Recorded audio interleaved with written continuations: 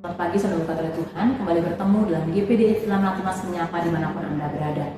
Nah, firman Tuhan bagi kita pagi hari ini terdapat dalam Efesus pasal 6 ayat 21. Supaya kamu juga mengetahui keadaan dan hal ihwalku, maka Tikhikus saudara kita yang kekasih dan pelayan yang setia dalam Tuhan akan memberitahukan semuanya kepada kamu. Saudara berkat oleh Tuhan, ayat ini menceritakan seorang pelayan Tuhan bernama Tikhikus.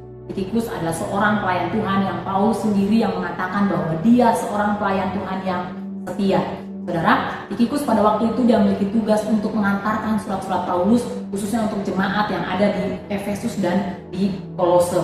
Saudara berkat oleh Tuhan, ayat ini menceritakan bagaimana waktu itu keadaan Paulus sedang ada dalam penjara. Ya, kemudian Paulus ingin menyampaikan kabar kepada jemaat di Efesus bahwa keadaannya baik-baik saja supaya jemaat Efesus tidak khawatir, maka dia menulis surat dan surat ini disuruh Tikhikus untuk mengantarkannya.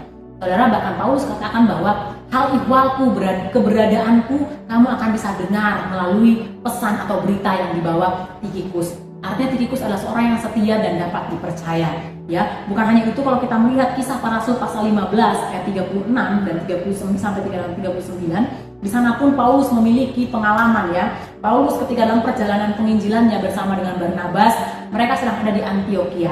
Kemudian Paulus berkata kepada Barnabas bahwa mereka ingin melihat ya jemaat-jemaat yang mereka layani di kota.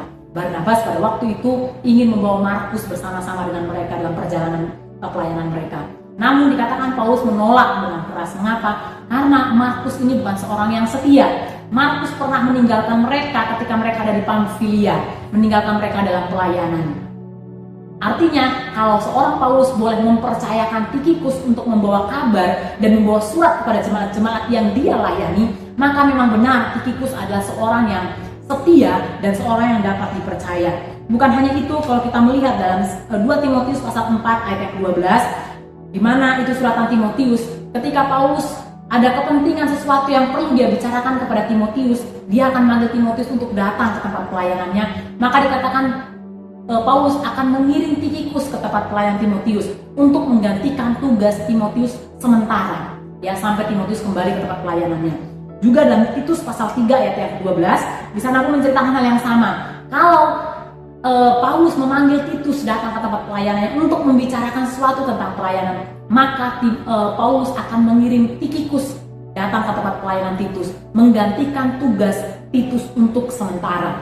Saudara, artinya memang Tikhikus adalah seorang yang setia, siap menerima tugas apapun dalam pelayanannya dan dapat dipercaya.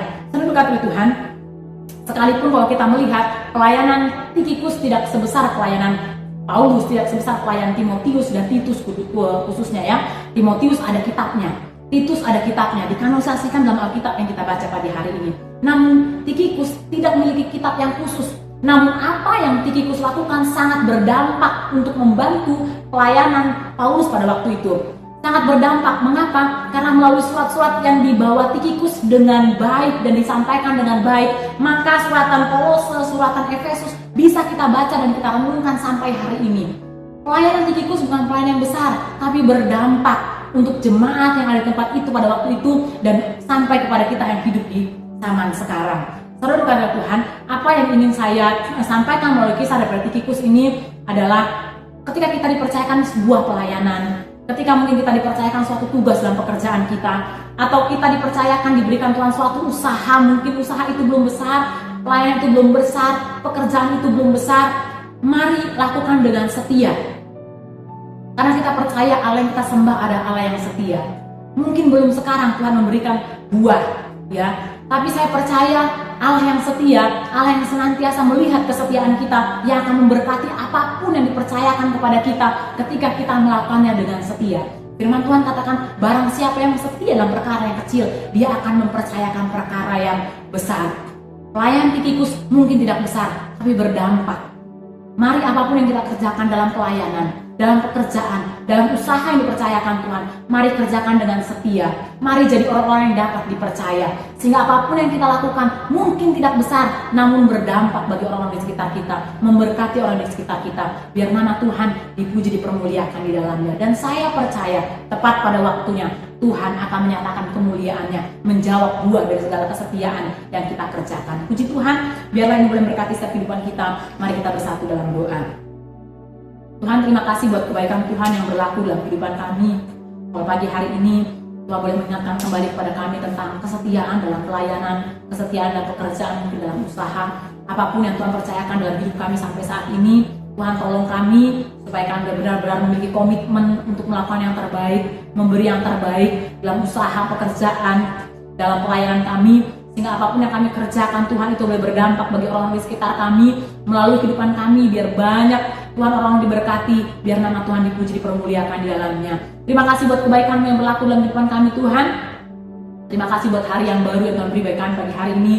Sepanjang hari ini keluar masuk kami serahkan dalam tangan-Mu, biar Engkau menutup bungkus kami dengan kuasa darah-Mu Tuhan.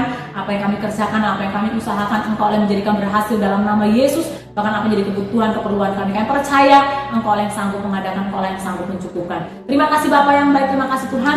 Kami serahkan seluruh kehidupan kami ke dalam tangan-Mu, biar penyertaan Allah menjadi bagian dalam kehidupan kami sepanjang hari ini.